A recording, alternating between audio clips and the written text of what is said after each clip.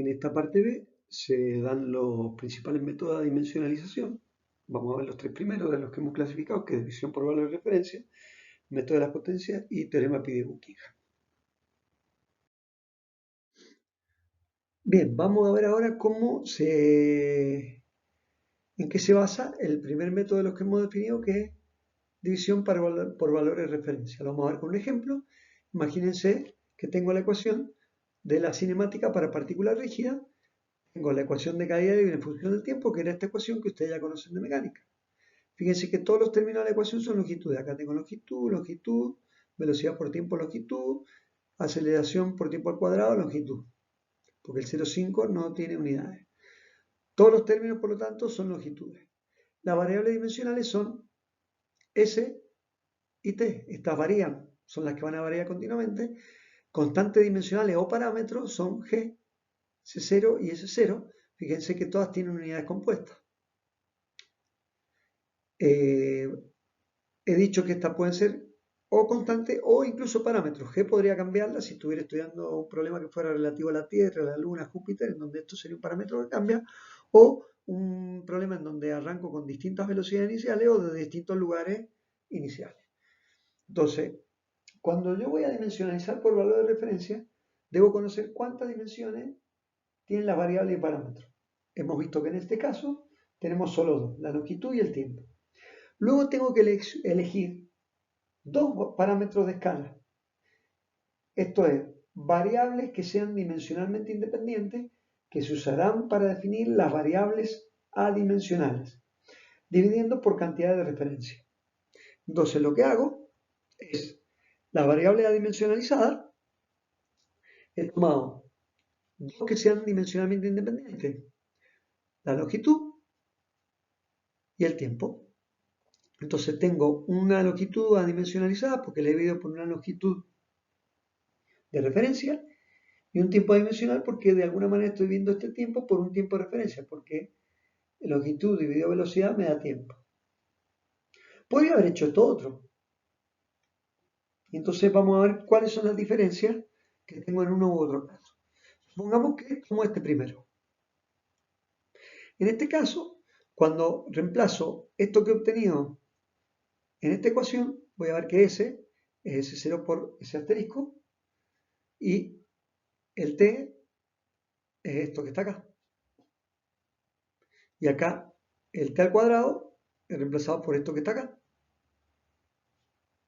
¿Sí? Entonces, cuando yo miro la nueva ecuación, veo que tengo S asterisco y T asterisco. Y un parámetro alfa, porque esto dijimos que eran constantes o parámetros dimensionales. Que al estar escritos así, tenemos que ver qué es lo que pasa. No tendría que tener dimensión porque esto está dimensionalizado. No tiene dimensión en esta ecuación. Entonces, ¿qué he hecho? He pasado de 5 cantidades a solo 3 cantidades. La distancia recorrida dependía de 4 cosas, perdón, y ahora la distancia solo depende de 2 cosas. Entonces, la reducción, que va a ser 5 menos j, es igual a 3. Y j, noten que es igual al número de dimensiones fundamentales, que eran 2, que eran longitud y tiempo, que hay en este problema. Luego, todas las variables tienen 2 dimensiones fundamentales como máximo. Todas las variables nuevas que yo tenga van a tener involucradas dos dimensiones fundamentales como máximo. Fíjense, S y S0 tienen L, T tiene T, G tiene 2, C0 tiene 2. Y esta es la idea que conduce al teorema Pi. Entonces, una vez que yo he expresado esta ecuación de forma adimensional, que en términos de representación es una función que tiene dos variables independientes para poder determinar esta, una de las cuales fíjense que en realidad es un parámetro, porque todos estos valores toman valores fijos que pueden ir cambiando discretamente y después empezar a variar continuamente esta variable. ¿A qué me conduce esto? Gráficas de este estilo, en donde yo, para cada curva, es porque he definido Para este parámetro, distintos valores. Supónganse que yo tomo siempre una S0 y una S0 constantes. Y lo que hago es cambiar el parámetro G. Entonces, las curvas que vaya obteniendo, a partir de mover continuamente el T asterisco para determinar el S asterisco, van a dar cuenta del efecto que tengo sobre mi problema asociado a la gravedad. O sea, cómo el parámetro de gravedad me afecta al desplazamiento del móvil en función de este tiempo que va transcurriendo. ¿Qué hubiera pasado si en vez de esto tomo esto otro? Acá lo que tienen que tener cuidado es una recomendación que al dividir por valores de referencia, se trata de no dejar variables en el denominador, pues puede haber singularidades, como por ejemplo esta división de cero que les estoy señalando. Tampoco se debe usar un conjunto de variables para formar una variable adimensional. O sea, como por ejemplo, no hay que hacer una variable adimensional poniendo a t y a s. O sea, t dividido por s, por ejemplo, no es recomendable. Si las variables independientes son justamente s y t. A veces esto suele usarse en teoría y semejanza, pero no en análisis dimensional. Entonces, por último, los parámetros restantes serán los parámetros básicos cuyo efecto se desea analizar, como por ejemplo les acabo de marcar el efecto que tendría un cambio del parámetro G. Demostremos ahora que lo que puedo hacer es buscar otra forma de adimensionalizar las variables que tienen dimensiones fundamentales diferentes, como S y T. Esta tenía longitud y esta tenía tiempo, y las adimensionalizo de otra forma, llegando de una manera similar a lo que hicimos recién a otra ecuación un poco diferente. Noten que el alfa era igual que el anterior. ¿Y qué estoy haciendo acá? Si lo que represento ahora es dejando a estos tres parámetros, yo puedo mover cualquiera de los tres. Recién había dejado la longitud inicial y la velocidad inicial como constante y cambiaba paramétricamente g. Supónganse que ahora dejo constantes tanto g como c0 y cambio paramétricamente c0. Lo que voy a ver es ahora la influencia que tiene cuando arranco desde orígenes diferentes en mi problema, o sea, cuando la S0 es la que va cambiando. Entonces, el efecto, la función es la misma, el fenómeno físico es el mismo, pero ahora estoy analizando el efecto que produce un cambio en este parámetro. De la misma manera, aquí cuando hago una tercera dimensionalización, vuelvo a determinar la ecuación en forma dimensional y fíjense que ahora el beta este se parece al alfa. Tiene una serie de operadores que que son puros, no, ¿sí? no afectan al valor de este alfa que es ya adimensional. El sacar una raíz, sigo teniendo algo que es adimensional. Entonces, acá,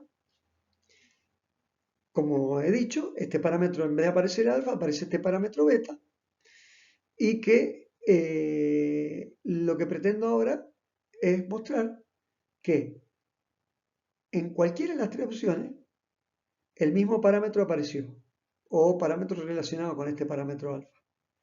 Pero en cada caso tenía diferentes significados. En un caso era una gravedad dimensionalizada, en el segundo era un desplazamiento inicial adimensionalizado y en el tercero una velocidad inicial adimensionalizada. Porque acá lo que hago es, dejo fijo estos dos y empiezo a cambiar el C0. Entonces, el gráfico que tengo acá, aunque tiene una apariencia distinta, contiene exactamente la misma información que tenía en los dos gráficos anteriores. Lo que estoy haciendo es evidenciar la influencia de uno u otro parámetro. En el primero estudié la influencia de G, en el segundo la influencia de S y ahora la influencia de C0. Vamos a ver ahora el segundo método que planteaba, que era el producto de potencia. Entonces, supónganse que ustedes no conocen la relación funcional entre variables. O sea, esta no la tienen. ¿Sí? Entonces, no conozco la teoría de un cierto problema y hay que hacer experimentos para determinar una relación funcional entre la longitud recorrida y el tiempo transcurrido. Ustedes habrán visto que practicamos un ajustar puntos experimentales por medio de funciones polinómicas que permitan aproximar la relación desconocida entre variables. Entonces lo que vamos a hacer es usar el principio de homogeneidad dimensional y vamos a demostrar que la función f debe ser una combinación lineal de monomios en donde t, s0, c0 y g deben combinarse de tal modo que desaparezca el tiempo y que son la dimensión longitud. Ese sería el objetivo de este método. Entonces, conocemos la relación funcional, pero la dependencia, de qué depende esta variable, pero no conocemos esta relación funcional. Entonces, si S tiene unidad de longitud, luego todas estas variables que están acá deben combinarse de tal forma que den unidad de longitud para que la ecuación sea dimensionalmente homogénea. Entonces, la manera de verlo es, si propongo, como acabo de decir recién, que la función f fuese de forma polinómica, está compuesta de una serie de monomios y todos esos monomios tienen que tener tal combinación de estas variables que están interviniendo en mi problema, de tal modo que den longitudes. Entonces, siempre tengo que tener homogeneidad dimensional. Entonces lo que tengo que hacer es combinar todo esto para tener homogeneidad dimensional en esta ecuación, que sería longitud. Entonces, ¿qué hago? Si escribo a la función como un polinomio, que sería una suma de monomios, cada uno de estos monomios tiene que tener, como acabo de decir, la combinación de exponentes de todas las variables para que me dé longitud, la ecuación expresada en dimensiones sería longitud a la 1, y acá tengo tiempo a la A, S0 a la B, L sobre T, o L a la T menos 1 a la C, y lo mismo para G. Entonces, esta es la manera de empezar a ver cómo yo puedo expresar a este monomio. De tal modo tengo que obtener estos exponentes que me permita obtener que el producto de esto sea algo con dimensiones de longitud. Entonces lo que hago es un poco de álgebra. Entonces, si las dos variables que intervienen en mi problema habíamos dicho que eran longitud y tiempo, y todas las variables están descritas en términos de longitud y tiempo, la longitud está elevada a la 1 y el tiempo elevado a la 0, y esto sería la expresión de S en términos de unidades. Y del otro lado teníamos esto, expresado en términos de unidades. Lo único que he hecho es factorizar el tiempo y la longitud, y luego lo que hago es igualar los exponentes de esta forma. Para la longitud, yo tengo que acá tengo 1 y tiene que ser igual a todo lo que está acá para que me dé longitud. Y el tiempo tiene que estar elevado a la 0 porque no está acá, porque esto es longitud, S está medida en longitud, por lo tanto es ser igual a todos los exponentes que tenía para el tiempo. Esto me conduce a un sistema de dos ecuaciones con 4 incógnitas. Luego lo que hago es poner, no queda otra, dos incógnitas en función de las otras dos, que es lo que está hecho acá. Entonces, una vez hecho esto, lo que hago es reemplazar aquí y me queda en función de la incógnita A y D, todas las variables. Si hubiera elegido otras dos incógnitas, hubiera tenido lo mismo, pero al ser arbitrario, lo que hubiera obtenido es cambiar la forma de los grupos adimensionales.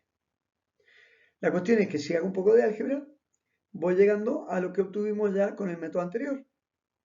Y se demuestra que la forma dimensional para la longitud es una función ahora del parámetro que habíamos visto antes y del tiempo que ahora es adimensionalizado. O sea, tengo una longitud adimensionalizada, el tiempo adimensionalizado y el parámetro que llamamos alfa, que también está dimensionalizado. O sea que llegamos otra vez a una solución de este tipo. La pregunta que nos tenemos que hacer ahora, después de haber aplicado estos dos métodos, es decir, ¿hemos logrado cumplir el objetivo que nos proponíamos? Nosotros teníamos una función dependiente de 4 parámetros.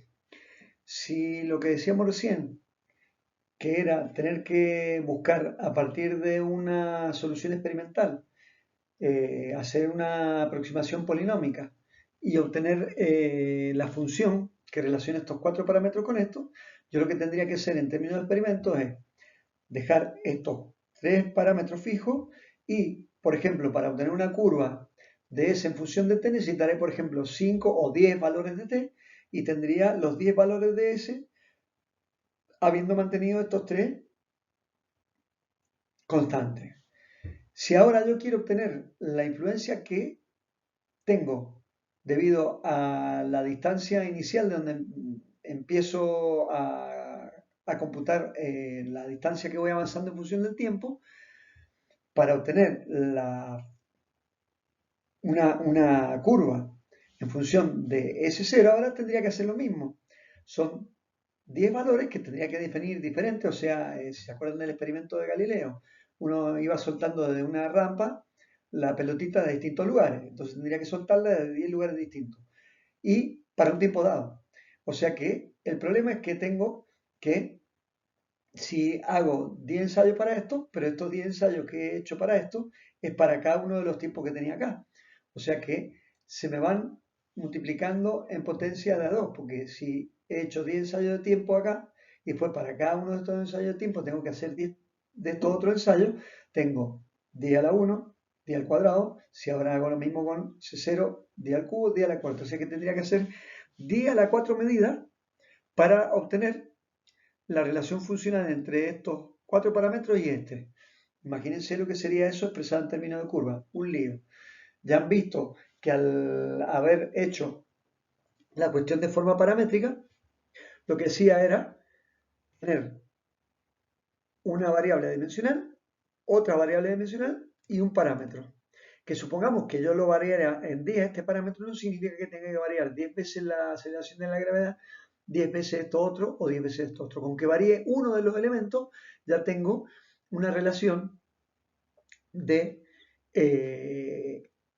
bastante completa entre los 10 pasos de tiempo para 10 cambios de esto. O sea, en el peor de los casos serían sin curvas. No hace falta ser sin curvas, ya mostramos que podíamos analizar 4 o 5 variaciones de este parámetro y el tiempo variaba en forma continua. O sea que lo que se ha cumplido es el objetivo de hacer una función que dependía de muchos parámetros, pasarnos a la misma función de forma dimensional, dependiendo de mucho menos parámetros, todo esto dimensionales, con lo cual se ahorra muchísimo tiempo y esfuerzo a la hora de definir una cierta función que no conozco, y lo que hay que recalcar fundamentalmente es que esta nueva función que hemos obtenido no es diferente de la otra y no se ha perdido ninguna información en el camino. Eso es lo más importante. Entonces, a modo de ejemplo, ustedes algunos de estos parámetros adimensionales ya los conocen, los hemos venido nombrando. Uno de ellos era, cuando tratábamos de recoger los efectos de la viscosidad, tenía que hacer ensayos para cuantificar el comportamiento más o menos viscoso de un fluido, y eso era el número de Reynolds. Entonces había un parámetro de esto adimensional y, de alguna manera, habiendo hecho una cosa parecida a lo que hemos hecho con estos dos métodos que hemos explicado, nos permite obtener un grupo dimensional que lo ha llamado Reynolds alguien. Entonces, no hace falta que yo cambie el Reynolds, como no cambiaba, para cambiar este no cambiaba los tres parámetros, no hace falta cambiar el Reynolds, cambiando los tres parámetros a la vez. Aunque yo cambie uno de los cuatro parámetros, ya estoy cambiando el Reynolds, y todos los problemas que tengan semejanza, como vamos a ver después, como sería el caso de flujo en distintas tuberías que tengan distinto diámetro, a distinta velocidad, con distintos fluidos, si el Reynolds es el mismo, el patrón del flujo debería ser similar. Y esa es la potencia de este método. Bien, entonces, ahora lo que vamos a presentar es el teorema Pi de Buckingham, y el surgimiento de este teorema es porque cuando uno aplica el método de producto de potencia, vamos a ver que hay explícita aplicación cuando las variables son muchas y las ecuaciones que tengo son pocas. Porque me quedaría un sistema de ecuaciones que me quedarían unos exponentes en funciones de otros, y entonces ahí se complica la forma de resolver. Entonces, un procedimiento alternativo es el teorema Pi de Buckingham, que está basado en el producto de potencia. Y lo que vamos a ver ahora es que la variable pi significa un producto de variables independientes con dimensiones y al haberlas agrupado no va a tener dimensiones ese grupo pi. Entonces los grupos pi van a ser grupos adimensionales que he obtenido de alguna manera. Entonces el enunciado del teorema nos dice que si un proceso físico que involucra n variables dimensionales y satisface el principio de homogeneidad dimensional, este proceso va a poder describirse mediante una relación entre solo k variables adimensionales. Entonces el asunto es cómo obtener esta reducción que nosotros llamamos. Entonces, la reducción, esta, lo único que he hecho es despejar acá la j, es igual al máximo número de variables que no puedan formar un grupo dimensional entre ellas, siendo j menor o igual al número de dimensiones fundamentales. Esto lo habíamos dicho, lo habíamos afirmado, y Buckingham lo demuestra a través de este teorema. Entonces, recuerden que el número de dimensiones fundamentales son las variables fundamentales que describen el problema. Como recién vimos, eran longitud y tiempo, ¿cierto? Entonces, ¿cómo determino K? Calculando el rango de una matriz que me va a dar el valor de J. Entonces, después lo único que hago es restarle a las n variables dimensionales el valor de J obtenido a través de haber calculado el rango de una matriz. Que ya vamos a ver cómo se forma esa matriz. Entonces, no se debe omitir ninguna variable independiente importante en la lista que yo hago de las que tienen unidades porque evidentemente el análisis fallará debido a esa omisión. Es como el ejemplo que les ponía de la valija. O sea, si hay cosas que no están en la valija, no las puedo ir a buscar el efecto que me hacen esas cosas cuando ya esté de viaje porque no las tengo. Entonces, importante recalcar esto que dice acá, que J es siempre menor o igual al número de dimensiones fundamentales. Y esta reducción J, insisto, fíjense, dice, es igual al máximo número de variables, o sea, las que yo tengo con dimensiones, que no pueden formar entre sí un grupo dimensional. Si ustedes ven, en el caso del ejemplo que explicamos con longitud y tiempo, ahí tengo dos variables, ¿sí? Entonces, si yo elijo algo con longitud y tiempo, nunca voy a poder hacer un grupo adimensional. Tengo que meter alguna variable más para poder hacer la simplificación. Porque si, por ejemplo, trato de armar un grupo adimensional con L y velocidad, no puedo porque en las dos está L y me queda el tiempo suelto, no lo puedo simplificar. ¿Lo ven? Eso es lo más importante respecto a lo que es SJ. El resumen de lo que hemos planteado sería el siguiente. Yo lo que tengo es una dependencia entre n variables dimensionales. Entonces, una de estas va a depender de todas las otras, como vimos en los ejemplos ya planteados. Entonces, lo que voy a intentar, la demostración está acá, que es la demostración del teorema Pi de Buckingham. Este libro está en la biblioteca del departamento, si lo quieren consultar. Y lo que hace Buckingham es demostrar que pueden reorganizarse como K grupos pi, siendo estos grupos menores que estas variables. El número de grupos estos es menor que las variables con dimensiones que tenía. Y el número de estos grupos pi va a ser K, que va a ser n menos j. Y noten algo muy importante, que estos grupos son adimensionales y son independientes entre sí. Entonces, j habíamos dicho que es como máximo igual al número de dimensiones fundamentales para expresar todas las variables de forma dimensional. O sea, en el caso del problema que planteamos de la ecuación de aceleración, teníamos longitud y tiempo. Y todas las variables se podían expresar en términos de longitud y tiempo. Ahora, recuerden que este J también he dicho que el máximo número de variables que no puedan formar entre sí un grupo pi, un grupo dimensional. Por ejemplo, en el caso anterior, si yo junto L y velocidad, no puedo formar un grupo dimensional porque me queda el tiempo de suelto. Lo mismo sería con la aceleración. Tengo que poner alguna otra más para poder simplificar y que me quede adimensional, ¿no? Entonces, esta diferencia implica cuántos grupos pi van a ser posibles y me va a decir cuántos tienen que ser estos. Y cada uno de estos grupos va a estar formado por las j variables dimensionales elevadas a las potencias adecuadas para que queden adimensionales, que se van a repetir en cada una de las variables que yo elija y van a estar elevadas a potencias adecuadas para que este grupo pi no tenga dimensiones. Y lo que tengo que hacer a esas tres que yo elija, multiplicarlas por la otra variable, por las otras variables dimensionales que me quedan, elevado a la potencia 1. Entonces, con cada producto de las j variables dimensionales escogidas para formar cada grupo pi más una de la lista, voy a ir armando los grupos pi buscando cuáles son las potencias adecuadas de los exponentes de las tres variables primeras que le ve para obtener el grupo dimensional. Esto con un ejemplo se va a ver más claro todavía.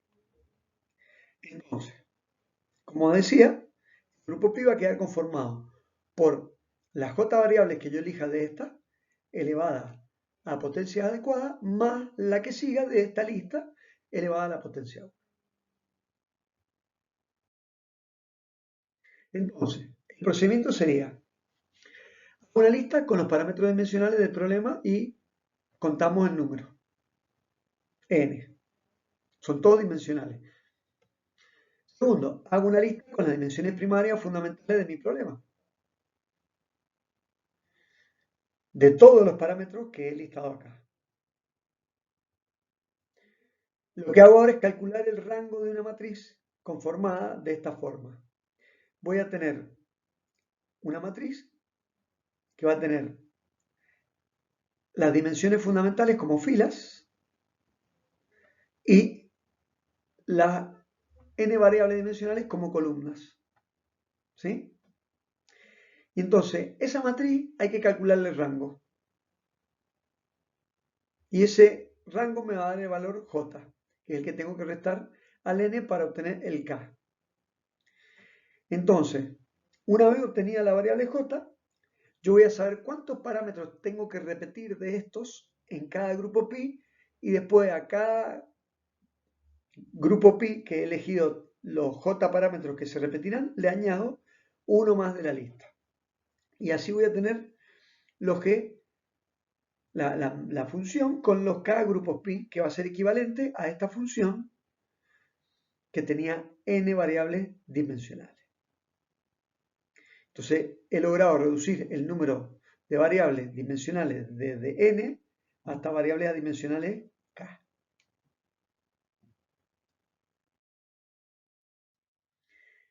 Entonces, ¿cómo voy a armar los grupos pi? Voy a elegir, hay reglas para elegir los j parámetros repetitivos que se van a utilizar en todos los grupos. O sea, los j van a ser x1, x3 y x5, x2, x4 y x6, de toda esa lista que tengo de x1 hasta n. Y con esos parámetros vamos a ver que van a aparecer en cada grupo. Ya vamos a explicar cómo se eligen adecuadamente. Y esos parámetros van a estar elevados a potencias necesarias para que el grupo sea adimensional. Luego de añadir otra de las variables que estaban en la lista de variables dimensionales en cada uno de estos grupos. Entonces, supónganse que yo elijo la x1, la x2, la x3, como que las que se van a repetir en todos los grupos. Entonces, el primer grupo pi va a ser una combinación lineal de x1, x2, x3 y x4. El segundo grupo pi va a ser una combinación de x1, x2, x3 y x5. El tercer grupo pi, x1, x2, x3 y x6. Y las que van a estar elevadas a potencia A, B y C van a ser la x1, la x2 y la x3. Y las otras van a estar elevadas a la potencia 1. Y así voy armando todos los grupos pi. que es lo que te he explicado aquí. Entonces, luego tengo que, de manera similar a lo que hicimos con el método de las potencias, para cada grupo pi, tengo que buscar los valores de las potencias a las que debe elevarse cada uno de los parámetros dimensionales que escogí, que eran los j, más el que voy poniendo en cada grupo pi. ¿Sí? Y entonces, de una manera similar a como les dije recién, a como se había hecho en el caso de producto de potencia. La pregunta ahora es cómo elegimos los parámetros repetitivos. Lo que podemos ver es que en mecánica de fluido vamos a tomar longitud, velocidad y densidad. ¿Por qué tomo estos tres? Noten que si yo los agrupo y poniendo potencia A, B y C, sean los valores de las potencias que sean, nunca voy a poder tener un grupo dimensional porque acá tengo solo longitud, acá tengo longitud y tiempo y acá tengo masa y longitud al cubo. En estos dos no hay masa, entonces en este no hay longitud, entonces, perdón, no hay tiempo, entonces nunca los combine como los combine, voy a poder formar un grupo dimensional entre ellos. Ya enseguida lo vamos a demostrar. Entonces, de la lista que yo tenía de variables dimensionales, las que listé al principio, ¿cuáles no pueden formar un grupo dimensional? En mecánica de fluido ya vamos a demostrar que estos tres no pueden formar un grupo dimensional. Entonces veamos un ejemplo. Fuerza sobre un cuerpo sumergido. Apliquemos la receta que les conté en la slide anterior. La función, acá está escrita de forma explícita, la fuerza va a ser función de, por ejemplo, la longitud, la velocidad, la densidad y la viscosidad. Si yo cuento, tengo 1, 2, 3, 4, 5. Si yo miro que todas estas variables tienen unidades, tengo que mirar el máximo número de unidades fundamentales en las que se pueden expresar todas las variables. Entonces, la fuerza, si es Newton, puede ser unidades de masa, longitud y tiempo. Acá tengo longitud, acá tengo longitud y tiempo, acá tengo masa y longitud, y acá tengo masa, longitud y tiempo. O sea que el número de dimensiones fundamentales son tres que van a ser masa, longitud y tiempo. O sea, todas estas variables, o necesito una, o dos, o tres de estas dimensiones fundamentales para ponerle las unidades. Entonces, lo que debe cumplirse es que el J, que es lo que demuestra Buckingham, tiene que ser menor o igual a 3, ya que al menos una de estas variables puede representarse por las tres dimensiones fundamentales. Acá vemos que hay dos, la fuerza y la viscosidad. Entonces, supongamos que J es igual a el número de variables que yo tengo. Acá estoy asumiendo que he hecho el cálculo del rango de la matriz y me da 3. Luego se tiene que K es igual a N menos J, 2. O sea que solo puedo armar dos grupos pi adimensionales e independientes. Entonces, ¿qué hago? De cada grupo pi tengo que elegir las variables dimensionales que formarán cada grupo y que se van a repetir en cada grupo, ¿cierto?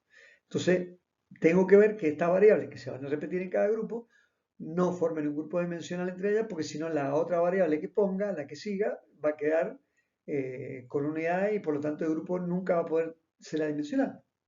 Entonces, si se mira lo que acabo de decir, que la longitud, la velocidad y la densidad por sí no pueden formar un grupo pi, por lo que acabo de decir, solo la densidad contiene la masa y solo C contiene tiempo, cualquier agrupación de ellas entre estas tres nunca va a dar un grupo pi. Y esta es la justificación de por qué se toman estas tres en mecánica de fluido. Y la demostración, pueden verla aquí. Yo tengo, y acá me estoy anticipando porque ya de alguna manera estoy mostrando cómo se determina el grupo pi. Fíjense que acá he listado tres nomás. En la receta decía, tengo que elegir tres y a continuación listar una más elevada a la potencia 1. Miremos si esto puede ser un grupo pi. Como el grupo pi es adimensional, esto está elevado a la 0 porque no tiene dimensiones. Entonces, esto está escrito así. Longitud a la A, como hemos hecho antes, longitud dividido tiempo a la B y la densidad masa dividido longitud al cubo a la C. Y esto como un grupo pi no puede tener unidades, por lo tanto, L a la 0, M a la 0, T a la 0. Entonces lo que hago es montar las ecuaciones y mirar. Entonces, la L que yo tengo acá es L a la A, L a la B y L a la menos 3C. La única manera de que eso de 0 es que todas las variables sean 0, lo mismo para M y lo mismo para T, porque acá estoy diciendo que claramente si M es igual a 0 y tengo nada más que este, es C igual a 0. O sea que ya puedo calcular C igual a 0, lo mismo para el tiempo. Por lo tanto, para que esto se cumpla, lo único que puede ser es que siendo B y C igual a 0, A por narices tiene que ser 0, que es lo que está escrito acá. Entonces es la única posibilidad que tengo para satisfacer la ecuación, esta que está acá. Entonces se demuestra así que estas tres variables no forman un grupo adimensional y se necesita agregar una cuarta variable para que conforme el grupo adimensional pi. Entonces, en este caso, la cuarta variable de la lista es la última que tengo, que es mu. Entonces, ahí tendría un grupo pi y después tendría que listar la otra con f y ahí sacaría las dos variables, los dos grupos pi que tendría para este caso. Entonces, acá tiene una guía para elegir los parámetros que se tienen que repetir. No hay que elegir variables dependientes, pues ellas pueden aparecer en todos los grupos pi. Como ya dije, esto es muy importante, los parámetros a elegir no deben ser capaces de formar un grupo pi entre ellos, porque si no, sería imposible generar los otros grupos pi. Los parámetros a elegir deben representar todas las dimensiones primarias observadas. O sea, si tengo tres dimensiones primarias, en los tres parámetros que elija tienen que estar las tres metidas. No hay que elegir parámetros que ya son adimensionales, por ejemplo, ángulos. No hay que elegir dos parámetros con las mismas dimensiones, con dimensiones que difieran en un solo exponente, porque eso es una combinación lineal de unidades, de alguna manera. A veces interesa elegir constantes dimensionales en vez de variables dimensionales, de modo tal que un grupo contenga la variable dimensional. Después, si elegimos parámetros comunes que aparezcan en cada grupo pi, eso es interesante. Y hay que tratar de elegir parámetros simples y no compuestos. Entonces, una vez que se ha hecho esto, hay que verificar que los grupos pi obtenidos sean efectivamente dimensionales. Entonces, sugiero que vean el ejemplo que está en Sengel-Simbala de cómo calcula J mediante la matriz de Buckingham. Bueno, yo voy a dar un ejemplo acá también, así que no hay problema. Pero no está mal que lo vean.